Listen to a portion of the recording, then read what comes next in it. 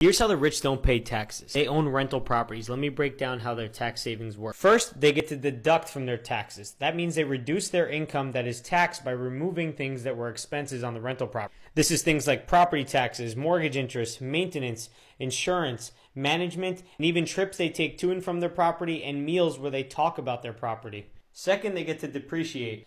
They get to reduce their taxable income from the value of the property dropping over time. See, as the property gets older, the government assumes that you're taking a loss on the property, even though it's not how it works. You take the house value and divide it by 27.5, and that's what you get to deduct. Eventually, you'll need to pay that savings back, unless you use a 1031 exchange. Next, rental property taxes are decreased from the start. Because the investor risks their own money to put into a house in order to improve the economy, the government wants to reward you for that. So if you hold on to the asset for more than a year, you'll get 20% or less tax, whereas if you worked the job and you made that money in a year, or you flip the house, it would be 37% at the high end. The fourth way is that they defer taxes, meaning they don't pay them now, but they pay them later. Two ways that this is done with the 1031 and opportunity zones. The 1031 is there so this way the investor can reinvest their money into the economy rather than just taking their profits. So they'll give you a tax break and you pay the money later when you do that. And opportunity zones are low income area that the government wants you to invest in to improve. So the government will give you tax breaks if you invest there as well. And then you have dodging. People who are self-employed have to pay 15.3% of FICA tax. If you're an employee, you have to pay 7.65%.